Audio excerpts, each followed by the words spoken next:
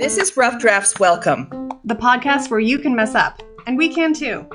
I'm Sachiko. And I'm Erin. And together with the editors at Salt and Sage Books, we're changing the face of storytelling, one rough draft at a time. We're glad you're here. Let's get started. Hello, everyone, and thank you so much for joining us on today's episode of Rough Drafts Welcome. I'm absolutely delighted to welcome back Amy to our conversation, and we're really excited to have you, Amy. Hello. Hello, nice to be here again. Thank you for coming. I always like chatting with you. Okay, we are going to talk today about being trauma-informed, and specifically how that pertains to writing and how authors can move into a trauma-informed writing space and how they can apply that to their craft. First of all, let's just start with the very basics. What exactly does it mean to be trauma-informed? I think the very basic answer I would give to that is understanding that all behavior makes sense for some reason. So if you are writing about a particular character and they're behaving in a certain way, we know that there are reasons why it makes sense that would be happening. We're also assuming that because there is kind of that interconnection between things, that if we are speaking about something in the present, it is very likely in many cases to bring up things that have also happened in the past. And so we can't expect to talk about one particular subject and have it only be ever about the thing that's happening right now. Because of the way that trauma works and our brains work, it will naturally pull the thread on the tapestry and connect to a variety of different things. I like that definition that all behavior makes sense. It occurs to me that we may want to back up a little bit too and actually define what is trauma more broadly. There are a variety of different definitions. A lot of people talk about big T versus little t trauma. I don't really like that. The way that I conceptualize it, sorry, the Roomba's right outside my room, so it might be a little loudish. I can't hear a thing. Okay, good. The way that I conceptualize it is when you start whatever event and you are thinking something generally positive about yourself. So that could be, I am safe, I am good enough, I am worthy, I am lovable. And then an event happens, and the way that we perceive and interpret that event changes that definition to being, I'm bad, I'm not safe, I am unlovable, I can't trust people, something like that. Defining it as like how big the trauma is ineffective because we can see a variety of people going through the exact same trauma and having totally different responses depending on lots of context and the kind of support that they have and a variety of factors. So there are people who could experience something that someone else could consider kind of a small thing, like maybe being bullied when you're a kid at school. And for some people, that really might not have been that big of a deal because they had lots of other support and were able to process it with a safe adult who helped them learn that it wasn't about them. And we might have someone else who experiences the exact same thing. That event becomes a seminal moment that impacts the way that they interact with people for the rest of their entire life. So that's how I define it when we have those moments that shift how I perceive myself in a negative way. I love that as a definition. And it feels to me too like it's where it shifts it in what feels like a permanent way. Like there's no way to, it's like you can't bounce back. I think that a lot of people have this idea of trauma as it's related to PTSD. I feel like we saw a big upswing of media portrayal of PTSD in the post 9/11 television era. There was a lot of focus on the way that combat was really causing long-term mental damage and changes to veterans. And so I think that at some point in our conscious psyche, we were like, oh, okay, trauma is when you are in the military and there's an explosion or you lose a friend or you have a loss of limb or there's something really horrific happens, right? And I think for a long time we were kind of like, okay, yes, that's trauma. And if you were to look at that and say, this is my definition of trauma, is like literally the worst possible thing that I can imagine happening to a human being, trauma. And it is trauma, but that also does not see very clearly the way that trauma can be a lot more complex and a lot more nuanced. Right. Well, and that definition, if you're thinking about it, even if we're looking at that very specific population of veterans, for those who were in combat but never had any explosions, never had anyone die that they were close to, never experienced something really difficult, we would say that they don't really have a reason to be traumatized.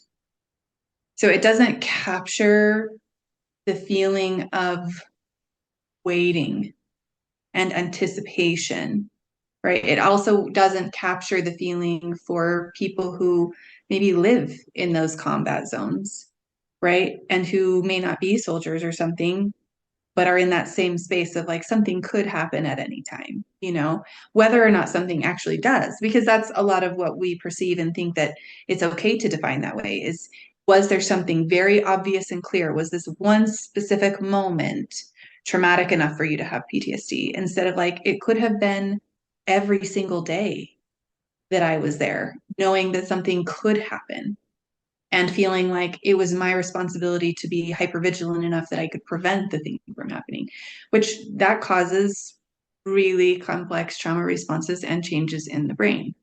Even if there wasn't a seminal moment of like an explosion or, in other places, it could be someone describing abuse, right? That like, well, there was never any serious abuse. And so it really wasn't like that traumatizing. It was fine. I had a relatively good childhood, like I never really got in trouble. No one really super yelled. Then it's like, well, why? What was your experience like? Were you constantly waiting? Were you constantly anticipating something bad happening and then behaving in a way to try and prevent it from happening all the time? Because that's still going to be traumatizing. Keeping something bad from happening all the time creates trauma. Well, and as we are recording this, there's an active genocide happening in Palestine right now. And Yep. I mean, fingers crossed by the time that this actually airs that we will have seen a ceasefire. But so much of, as you're describing trauma, I'm thinking about that trauma is maybe our brain trying really hard to have some amount of control over the situation. And when we consistently do not have control over the situation as it is happening, or maybe if we have inconsistent influence on the outcome, then I can understand how a brain would freak out essentially and not be able to not be able to manage it with the typical tools that our brain has. Like we are very resilient, but we're resilient because we are built to survive. And that sort of survival comes at a cost. I think a lot of the time, I think control is accurate when you're looking at the way that that impacts things, but it is also, it's about safety, you know? And control can often be a way for us to try and reestablish a sense of safety. But it's not the only way because it just kind of depends on which trauma response you have, which tends to come from, when you were a child and you felt threatened in some way. What was the most effective way for you to survive in that situation? And that tends to become the response that we use the most often as we become adults. And so control is probably going to be a response for someone who feels like what I say and do can make a difference. But for other people where maybe participating in being more vocal or changing their behavior might have actually made them more of a target or made things worse, they may develop things for safety that are more of hiding and being still and being quiet and those kinds of things, right? So we wouldn't see control as a way of safety showing up for that population as much. So I think the umbrella term is more about, yes, I'm experiencing something that I feel unsafe for some reason. And how is my nervous system, how's my body and brain trying to bring me back to a place of feeling safe again. I love that. That's a better way to think of it. I'm thinking about the stories that I have heard about people whose grandparents were part of the Holocaust, and how when they are asked about their experience, a lot of, again, this is completely anecdotal. I have never personally had a conversation with a Holocaust survivor, but the stories that I have read talk a lot about how they kind of shut down and they won't talk about it, or they can't talk about it. And as you were describing that, I was thinking that makes sense, because that is a freeze response. Because at a certain point, the only thing that they could do was to freeze. And not that it gave you any more sense of safety or any more potential for safety than any of the other things, but there was a possibility that freeze might be the best path out. Right. Yeah. Yep. And I think this is something that can really be pathologized. This is maybe going off in a little tangent, but we have this idea that, for example, all mothers should protect their children, right? The mama bear stereotype. But if you grew up in an environment where being more vocal or being loud or getting big and scary like a mama bear, if that was actually more likely to cause you and your children harm, that would not be a good option for your survival, right? And so there's this kind of idea and perception that that's what it is going to be like in any certain case. And it's a very, it's based in a masculine perspective, right? The same thing with, like, if we're talking about fight or flight, a man is going to be much more likely to run away if he is not pregnant or nursing or carrying babies or carrying children. And fight or flight is often not accessible to women, or to people who are more in any other kind of marginalized group, right? Someone who has a disability is probably not going to go into fight or flight if that is something that is not really accessible or is going to help them with survival compared to some of the other ones, right? And that's a generalization where I recognize it can be different depending on every single person, but it's about what is actually the most likely to help keep you safe. It might not feel like it is good or right in the moment, but the brain makes that decision for you.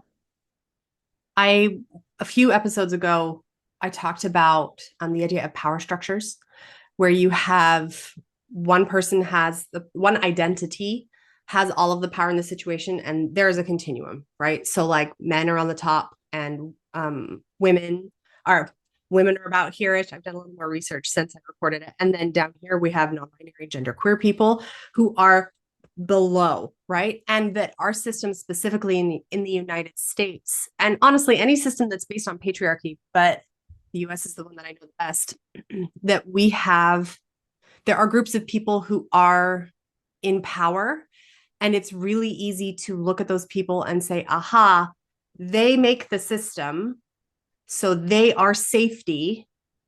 And so Right. I think this is where we get maybe a lot of like the proximity to power things that I saw in the church that I was raised in growing up. There was a lot of women who were really propping up the men in power. Mm-hmm. And I think it's a fawn response. I think it's a way to stay safe.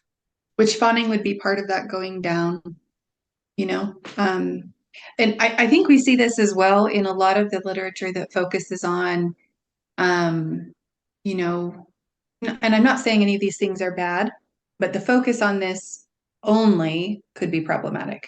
When we're talking about power poses and assertiveness training, and basically creating a space where we're saying the ideal way and the reason why you're not being heard or that you don't feel safe is because you're not like a man. You're not interacting in the way that a man would.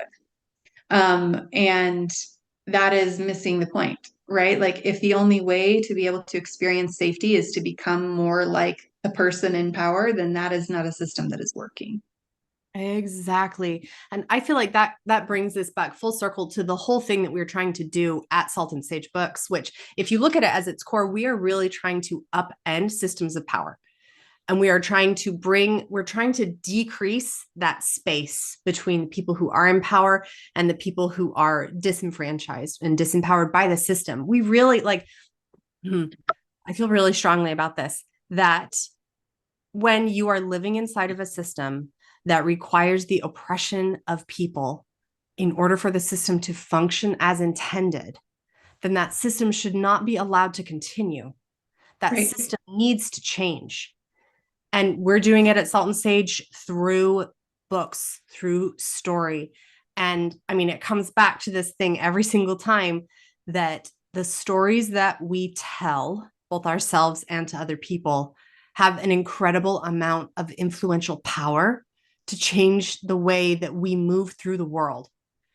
And if you can change that, if you can shift somebody's understanding of the way that things are working and the way that marginalized groups are represented, then by bringing that knowledge into the space, I feel like you give people an opportunity to step outside of the survival behavior and take a broader look at the system and say, is this something that I agree with more broadly?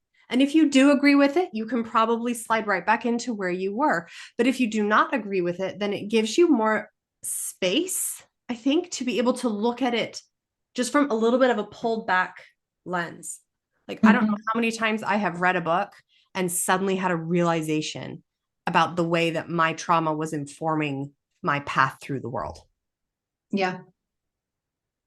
And I think it's interesting because, frequently in our podcasts that we do together, we talk about these systemic issues. If we're bringing it down to something that is more, maybe it's easier to apply for listeners as well, you can find these same dynamics within your families, right? So a really common one here is that power differential between parents and children. And so it's that same thing, right? In order for children to be listened to, do they have to be approaching you and talking to you like another adult would? Or is it okay for us to meet them where they're at, which is in a developmentally appropriate way for children, which means not having to say everything perfectly, not having to be completely regulated before they talk to you about something, being able to actually tell you if they disagree, being able to get mad at you and having you not overreact to it. Those kinds of things are based in the same system that we're talking about, right? Where there's one disempowered group that in order to be heard, they have to meet this kind of threshold to be considered. And I think that comes across in all writing, right? Because it's literally in every single dynamic between two people. Yes. And so much of it is, at least I feel like it's changed some in recent years, but in a lot of fiction, it is not stated outright what the power differential is. And I don't think that you have to state it necessarily to be aware of like how it moves. But I think it's important to be aware of it as a writer because it gives you so much more to work with when it comes to conflict. I'm wanting to talk about the way that the nervous system works. So can I say what I know and then you correct me where I'm misunderstanding? I'm reading a book about it literally right now. So I'm basically just regurgitating Emily Nagoski here. But okay, what I understand is that your nervous system essentially functions like a ladder. At the top, you have like your most calm, safe, enlightened, magical, happy place. And then underneath that, we have like the stress responses. So we have fight and flight are like on the same rung.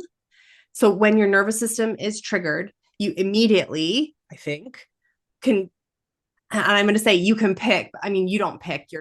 Your brain chooses, and your brain chooses based on a lot of factors that came before. But you go into fight or you go into flight. And men are, at least cis. What am I trying to say? Cis straight men in the United States are strongly socialized to choose fight. And cis straight women, especially in the United States, are socialized to choose flight. Whether that is actually true across the board, obviously it's different for each individual. So you have fight or flight here. And then underneath fight or flight, you have freeze and fawn, right? And freezing is when you, like Emily Nagoski describes it as a lion is coming towards you. You either fight it or you run away from it. And if those two things don't work, then your next choice is to play dead or to try to appease the lion, which doesn't really work since it's a lion. But it's you either hold really, really still and pretend like you're dead, or you try to get out of it by being extra sweet or whatever, as I saw the women do with the patriarchal structure. And then beneath that is the faint response. And faint is where you basically have, from what I understand, the equivalent of like an out of body experience. You are not there anymore. You are gone because your brain is like, we're dying. Okay. May as well not be present for this. Yeah, I'm just going to turn off as much as I can so that the brain then doesn't have that trauma that they have to relive it. And this is why also you will get a lot of people who are victims of child abuse. They don't remember because they went down to that faint part and their brain was just like, boop, pulling the plug on that. We don't want to have to keep this in our head. Go away. But that doesn't change the impact that it has on you. So once you're going down the ladder, when you're all the way down here in faint, you actually have to move back up through each of the different rungs before you can get back to that like calm ventral vagal, calm dorsal state. I think dorsal is the right word. Yeah, but so you have to come back up. I think an awareness of that can be really helpful when it comes to writing, especially if your character is dealing with something that is traumatic, which, let's be real, pretty much every single book deals with something that has the potential to be traumatic. Yeah. I think you explained that really well. One of the things that we see in that pattern too is that ladder can kind of get hijacked a little bit, and we have some rungs switch spaces, right? So it is definitely, if we have a patterned response, we're not always going to go to fight or flight first if we have learned that never works, right? But it is part of the healing process to learn to re-engage in those ways.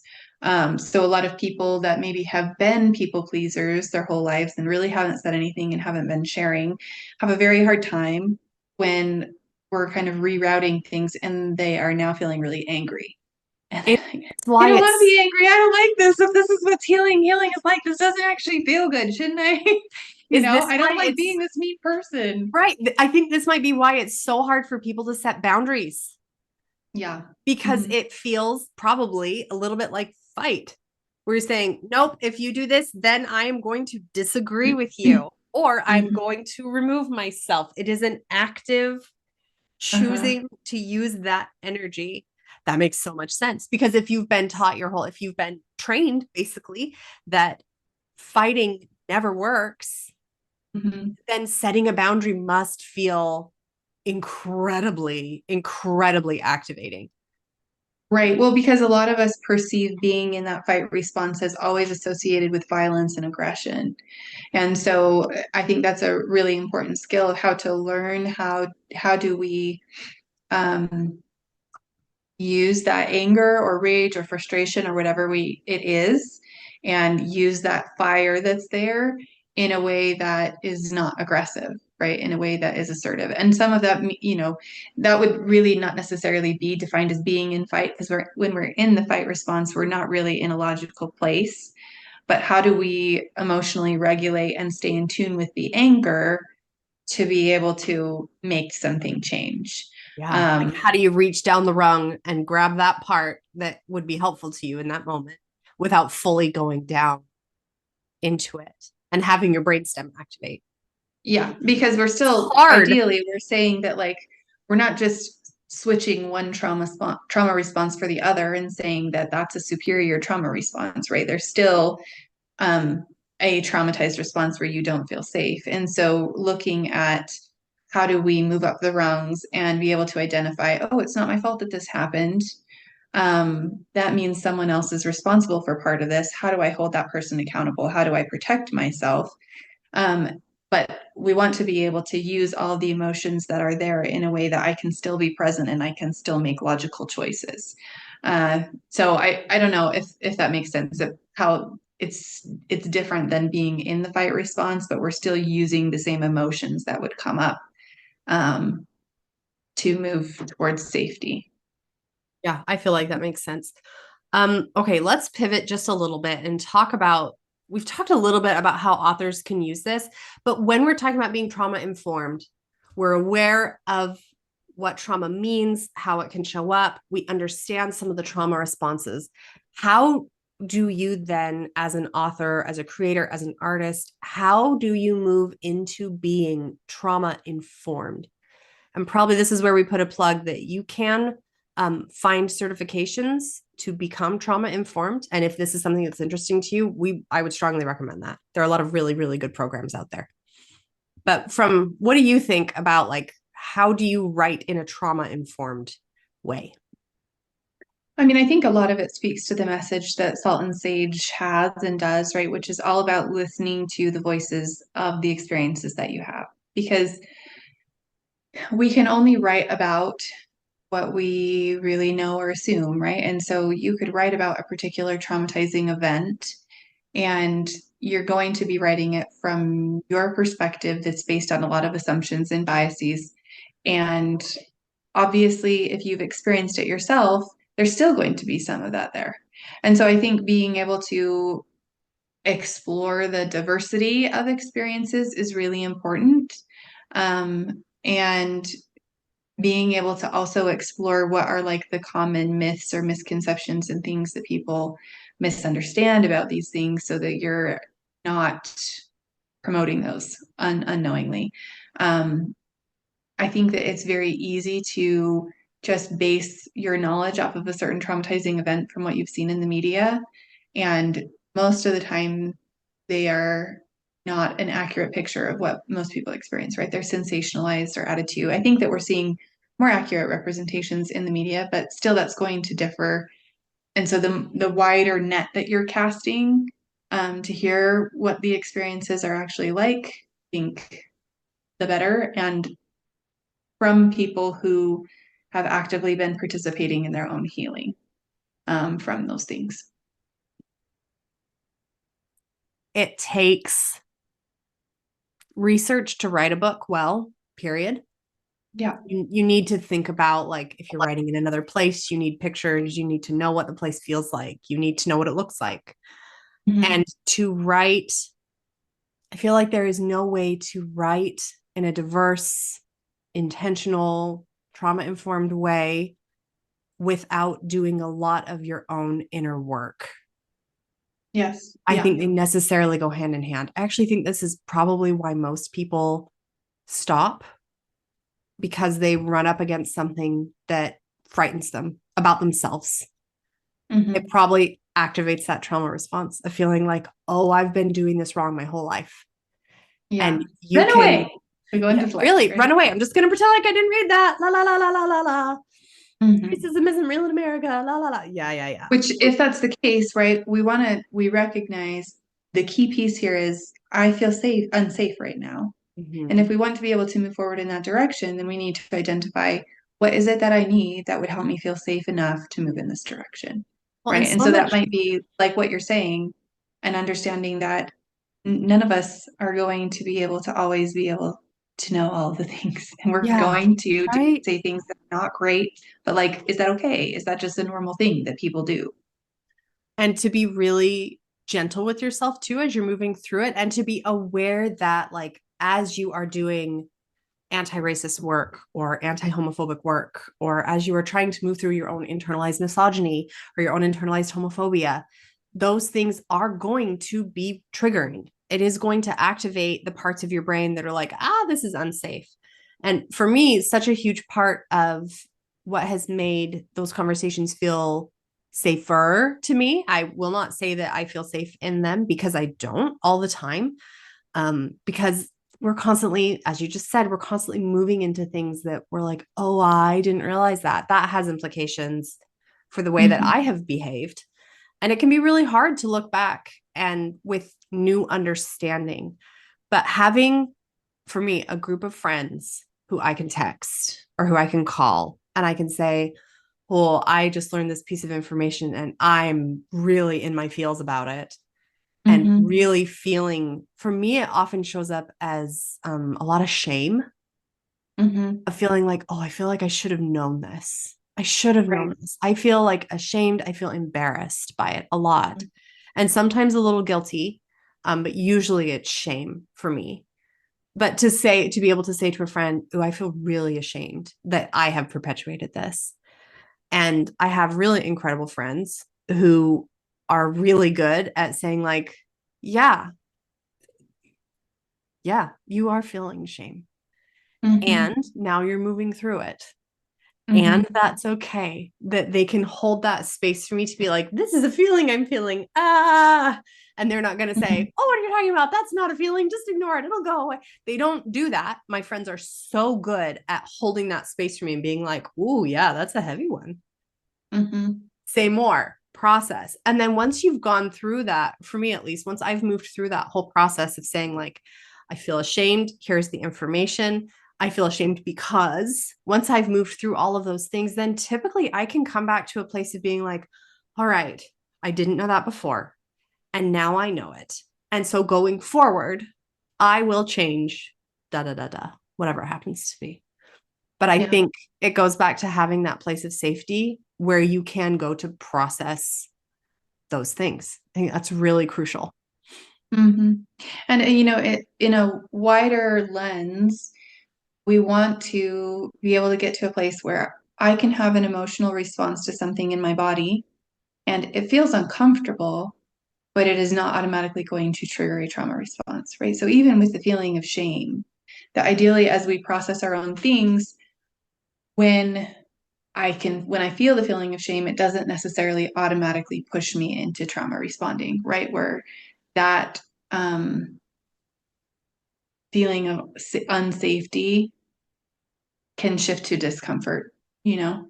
Um, and I think that takes a lot of personal work to be able to do that, I've or a heard magical childhood that I don't, one of the the longer two. that I'm a therapist, the more I'm like, I don't actually think that exists.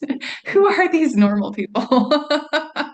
Everyone's got uh, something, right? yeah, but Um, I think another piece of this, as you're talking about it, it can feel really overwhelming, as an author. And I think being able to also set those like realistic trauma informed expectations for yourself, that you could continue working on any kind of project until you reach some point of perfection and you'll just never get there. And so being able to know that you could write about something and it could really be the best that you could do at that moment, and a year later or a day later or however long later you could be like, well, that was me. Wow, what a like naive person I was a few years ago, right? Or I totally missed this thing. And I think that that's just a normal part of being a human, and it's okay to have, and I think actually good to have material that meets us where we are at different places, right? Like if you are writing a piece that is where you're at when you're 28 or something, and at that particular space and through the context that you have, that's probably going to match really well with someone else who is kind of at that same level. And everyone's at a different level, so it's okay for our writing and our pieces to be at a different level so it can match people at different levels of growth and experience. So I think letting go of the idea that there's going to be this magical like place where I'm being totally perfectly trauma informed, whatever. That's not accurate, right? Because we know that you could even say something that is based on something that's very trauma informed, and it could still be triggering to someone else, and they could still not agree with it. And so there's not some point at which we're going to not offend anyone, right? Or be able to totally represent someone's experience perfectly, or a group of people's experiences, because we know that there's going to be differences in those things. yeah, exactly, exactly. And I think that there is so much power to the idea that your opinions should shift over time, because that means that you are growing. I don't mean, I'm going to say it kind of like a blanket statement, but I want to recognize that it might not be true for everybody. But I feel like if as I'm 35 right now, if I look back to 25-year-old me, oh my goodness, bless that sweet little child. She was doing what she thought was right. But so many of the opinions and things that I felt like were fact when I was 25, just in 10 years time, I have shifted dramatically on so many things. Like, I'm not sure that we would recognize each other if we were put into the same room. But I think there is a lot of power to the idea of letting go of the need to be perfect, because that's probably also a trauma response, and letting go of the need to have your book be good enough that you can publish it. And honestly, this is what sensitivity reading is you are saying, I have written a story about people who do not have a similar experience as me.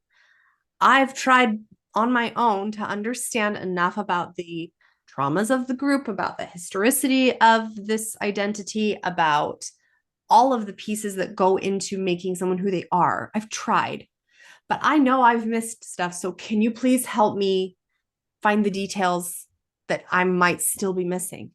And the sensitivity reader is then able to come in and with their own lived experience and say, this might be a potential area of concern. This might be a potential area of concern. Ooh, you did so good here. I see how you avoided this trope. I see what you did instead. This feels very like you did it well.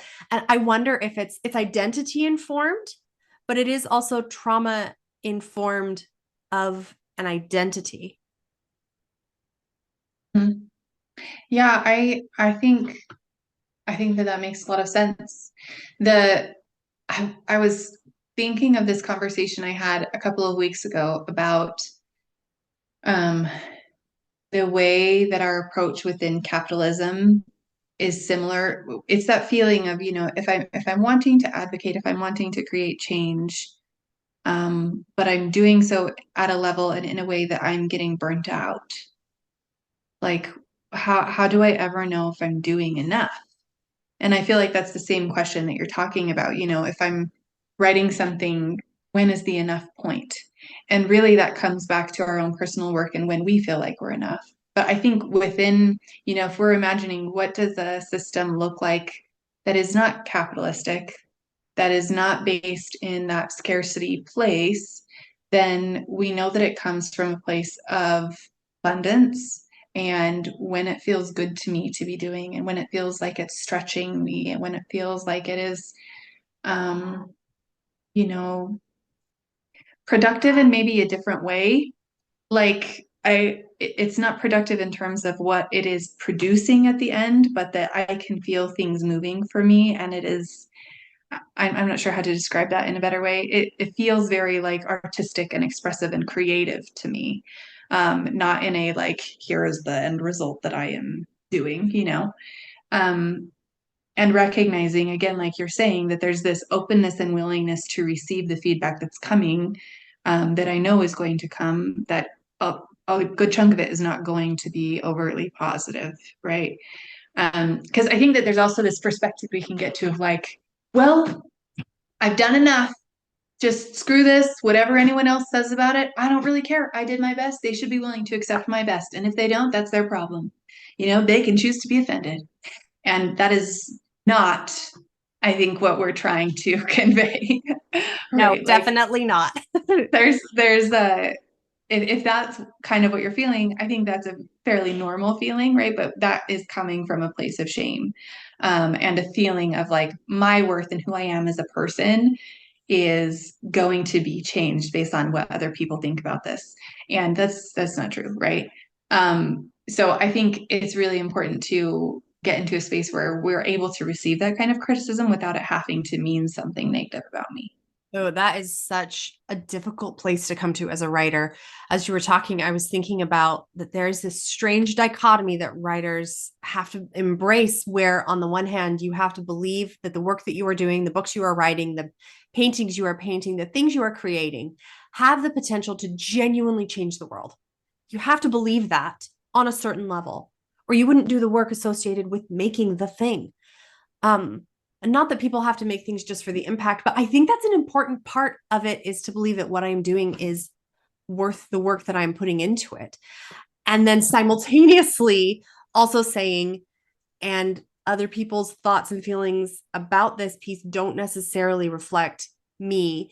And also that if you mess up in one book, it is not the end of the world, and that you can change and grow and shift and do better. Like both of those things are true. You are changing the world, and also your story is really important, but it's also not that important, but it is that important, but it's not that important. But it is. The But impact it can have, right? Like that yeah, one stone being dropped, it does have those effects. It has the potential to make big changes, but it is also still one little stone, right? And that you can continue exactly. to drop many, and it doesn't have to be, yeah, it doesn't have to change who you are, your value, your worth, um, I actually by your saw behavior. I saw a songwriter the other day saying that um, they were re-recording and re-releasing one of their earlier albums, and they had changed some lyrics, and it caused a whole thing because the original lyrics were considered like, oh, this is canon, like how could you do this, even though like it is the artist doing it. And so the artist came forward and talked about how she feels like the lyrics that resonated with her when she was however old she was when she wrote it, it was several, I mean it was at least 20 years ago, and the person who she is now are different, and that she Mhm. does not agree now with the things that she wrote when she was so young. And so the lyric shift allowed her to like address that. But it's funny because some people were very upset by that, like, oh, you're betraying the original core, and this is why I liked the songs in the first place, was the lyrics should remain as they are, this is history, that whole idea. But then I'm kind of an outsider, like I'm aware of the group, but I don't listen to them regularly or anything. They've never been a big ooh for me. But I was suddenly like, oh, I have so much respect for this artist, and Yeah. I've listened to the re-recorded catalog now because I believe in what she's saying, that you can put things out there and then you can say, you know what, the representation that I did in this particular one wasn't really up to par, and I wish that I had written it differently. And maybe you release an updated version of the book. Maybe you just make a comment or post on Instagram that talks about it. It's okay for you to do those things. Like you're not just, especially not in this like very, very digital age, you're not trapped with what you created. And I think there's that level of expecting that if that change is a challenge, is bringing up some kind of a challenge for somebody else, they're going to respond to it. Hmm. But, that we don't need to internalize other people's responses, which is much easier said than done. Yeah. But, um, but I think there's that expectation that whatever you put out there, there are going to be people that criticize it, whether you feel like it's moving in the right direction or it was a bad decision or whatever. Like there's going to be, I think it's Sheryl Crow maybe that said this. Her dad taught her, this isn't based on statistics or anything, but I love it. Her dad taught her that 30% of the world, the entire world, would love you and accept you and just adore all of the little quirks and things that are about you. 30% of the world will hate you no matter what you do and criticize every single thing that you do, no matter how hard you try. And the rest of the world just doesn't really care. And so wherever you're at, right, you might be in a school or in a college or in a neighborhood where you could have every single person in that neighborhood either be ambivalent or really not like you, but there's still 30% of the entire world that probably would, right? So it's about trying to recognize that those responses of not being liked or having people be ambivalent or criticize you don't have to change your value. You can still find your people. But we're doing the level of introspection and self-work to be able to process through, like, okay, if I'm getting this feedback from a lot of people, then let's like consider it and work through it. Take some accountability if I need to. Um, but that balance of like, you're never going to get to a point where 100% of all the people just think that you're great. Oh my goodness, that part right there. Ugh, okay, we are a little bit over time. Surprise. You and I always end up going over. We're going to call it right here. I want to say one last thing, which is that if you want to become trauma informed, one really simple step is to just start including content warnings in your book. You can do content warnings, you can do trigger warnings. I feel like the fervor over like people hating content warnings has died down somewhat because people have actually started to see how they're really helpful. I think that's a really great first step. You just make people aware of what the issues are that are in your book because you respect them as a human. I feel like that's all there is to it. Obviously, I'm a fan of content warnings. I have intentionally not read books because they had content warnings that I was like, I know I cannot deal with that right now, but then later have been able to. Anyways, content warnings, big fan. Okay, is there anything else that you would like to say before we call it?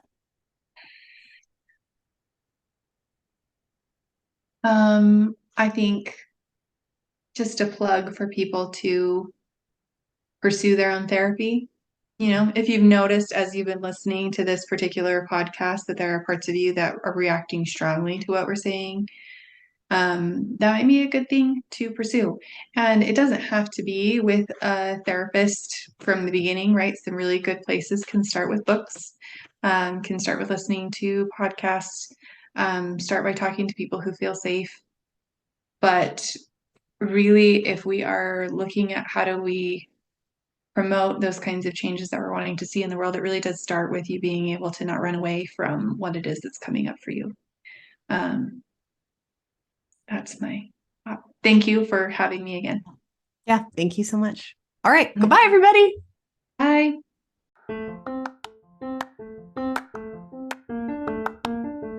This has been Rough Drafts Welcome. Thank you so much for listening. Got any questions? We would love to hear them. Got a complaint? We'll hear it too. Yep. Leave us a 5-star review, pretty please, and thank you. And if you want to book with Salt and Sage Books or learn anything else about what we do, or if you want to work with us or take our courses or blah, blah, blah, blah, you can find us at www.saltandsagebooks.com. And we're all over social media too. We sure are. And we'll see you next time. Bye. Bye.